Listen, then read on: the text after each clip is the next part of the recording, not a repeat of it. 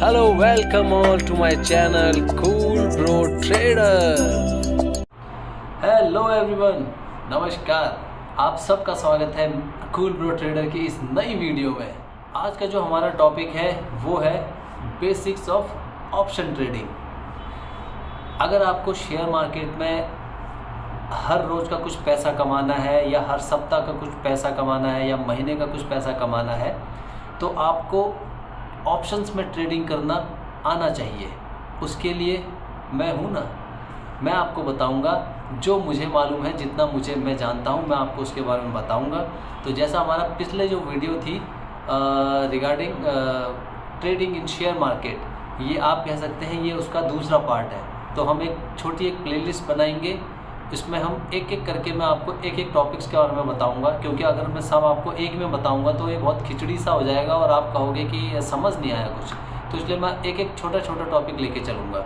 तो आज हम टॉपिक के बारे में बात करेंगे ऑप्शन ट्रेडिंग के बारे में। So what are this options? ये ऑप्शंस क्या होते हैं?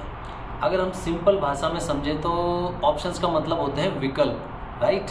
कि आपके सामने बहुत सारे विकल्प हैं, इन ऑप्शंस में आप किसी एक को चूज़ कर सकते हैं। सो सेम उसी तरीके से ये ऑप्शंस काम करते हैं शेयर मार्केट में। आप शेयर मार्केट में इंडेक्सेस में या फिर स्टॉक्स में आपको इनके अंदर ऑप्शंस मिलेंगे कि आप इन एक ऑप्शंस के अंदर ट्रेड कर सकते हैं या आप इन ऑप्शंस को ख़रीद सकते हैं। फिर अगर उसका प्राइस ऊपर जाएगा तो आपको प्रॉफिट होगा, अगर उसका प्राइस नीचे जाएगा तो उसके हिसाब से आपको लॉस या प्रॉफिट होगा।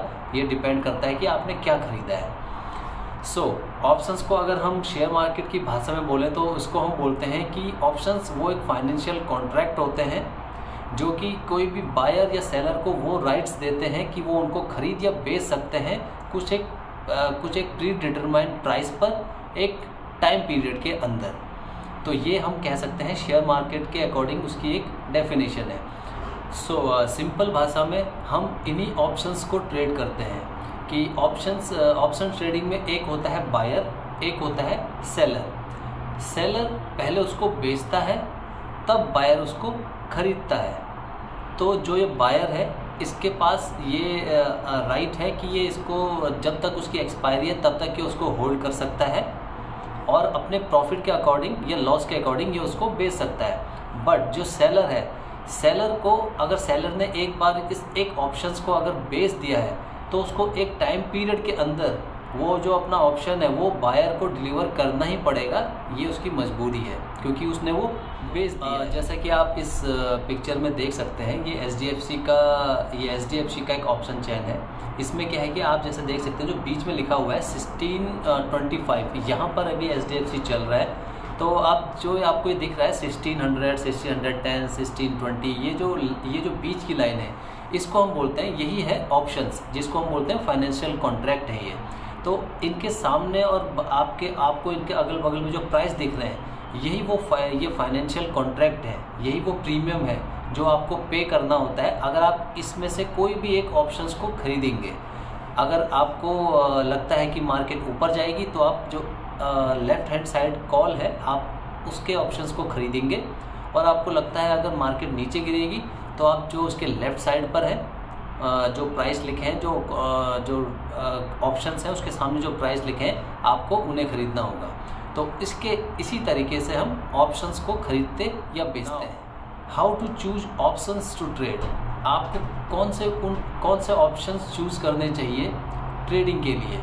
सो जैसा मैंने आपको बताया कि आप ऑप्शंस इंडेक्सेस में भी चूज़ कर सकते हैं और स्टॉक्स में भी चूज़ कर सकते हैं। बट किसी भी इंडेक्स या स्टॉक को चूज़ करने से पहले आपको क्या क्या ध्यान देना है मैं वो बताता हूँ। नंबर 1, मोस्ट लिक्विडिटी का मतलब है कि उसके अंदर पैसा आ रहा हो और पैसा जा रहा हो। और ये कब होता है? ये तब होगा जब उसके अंदर बहुत सारे खरीदार हों और बेचने वाले हों। तो हम उस स्टॉक या उस इंडेक्स को बोलेंगे ये इंडेक्स मोस्ट लिक्विड है, क्योंकि उसके अंदर पैसा आ रहा है और पैसा जा रहा है।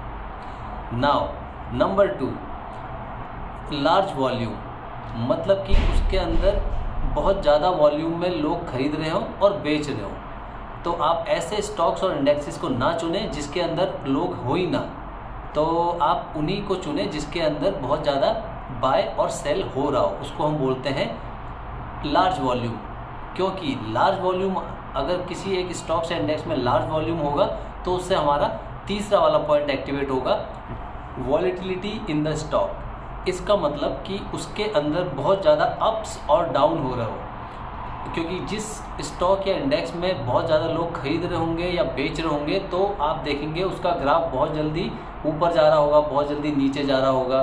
तो इसको हम बोलते हैं वॉलेटिलिटी। क्योंकि अगर किसी स्टॉक्स में अगर ज़्यादा लोग नहीं होंगे खरीदने बेचने के लिए तो आप देखेंगे जो उसका ग्राफ है वो एक ही रेंज में घूम रहा होगा। तो उस अगर कोई ग्राफ या कोई स्टॉक्स की परफॉर्मेंस एक ही रेंज में अगर घूम रही है तो उसमें आप ट्रेड करके आपको कुछ फ़ायदा ज़्यादा नहीं होगा।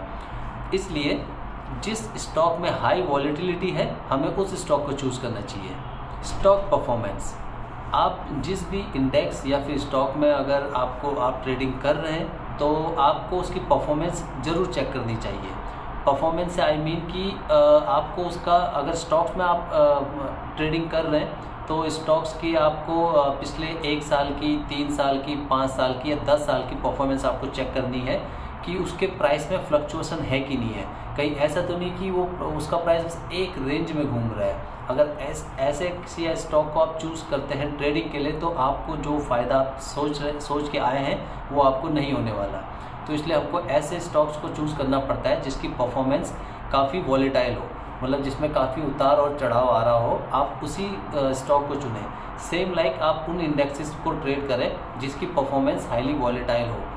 तो इसके लिए आपको, अगर इंडेक्स में आप चूज़ कर रहे हैं या इंडेक्स में आप ट्रेड कर रहे हैं तो आपको इंडेक्सेस की पिछले 1 महीने की परफॉर्मेंस आप चेक कर सकते हैं, प्लस पिछले वीक की आप परफॉर्मेंस चेक कर सकते हैं, जो कि आपको हेल्प करेगी ट्रेड में। So the next point is eco political events. आप किसी भी स्टॉक्स या इंडेक्स में अगर आप ट्रेड कर रहे हैं तो आपको इस पर बहुत अच्छे से आपको नज़र रखनी पड़ेगी। आपको वर्ल्ड मार्केट में क्या चल रहा है और किसी एक पर्टिकुलर स्टॉक्स जिसमें कि आप ट्रेडिंग करने जा रहे हैं, आपको ये भी चेक करना पड़ेगा कि उस पर्टिकुलर एक स्टॉक्स में कोई मूवमेंट तो नहीं होने वाली या कोई बड़ी न्यूज़ तो नहीं आने वाली। तो ये भी आपको चेक करना है किसी भी एक ऑप्शंस को चूज़ करने की। So now what are those best indexes where you can do option trading?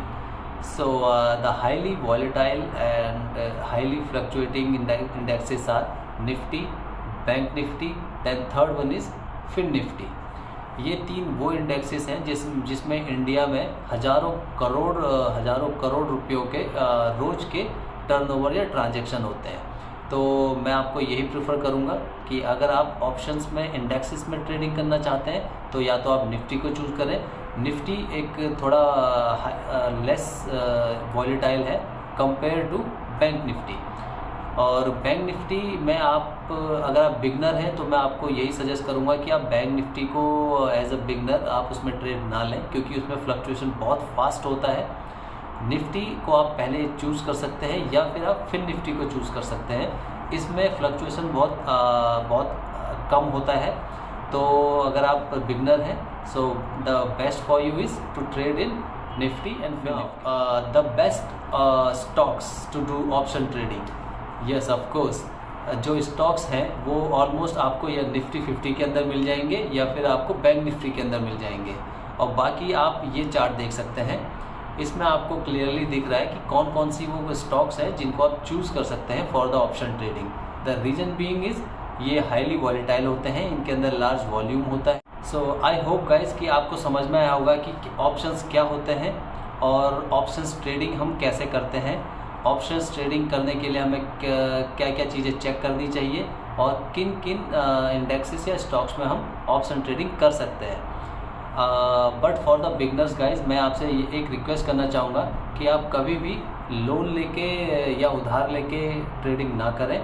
आप उस मनी को यूज़ करें जो पैसा आपके पास, अगर आप लूज़ भी करें तो आपको उससे कोई दिक्कत ना हो और आप कोई एक बड़ा अमाउंट ना लगाएं।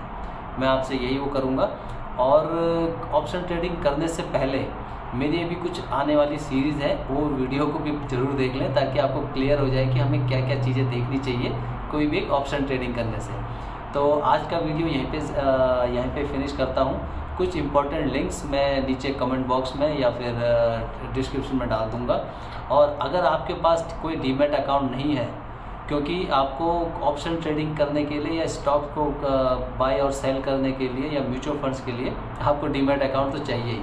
अगर आपको कोई डीमैट अकाउंट खुलाना है तो उसका भी लिंक मैंने डिस्क्रिप्शन में डाल दिया है, आप वहां से अपना डीमैट अकाउंट खुलवा सकते हैं। सो बहुत जल्दी मिलेंगे नेक्स्ट वीडियो में गाइस। टिल देन नमस्कार।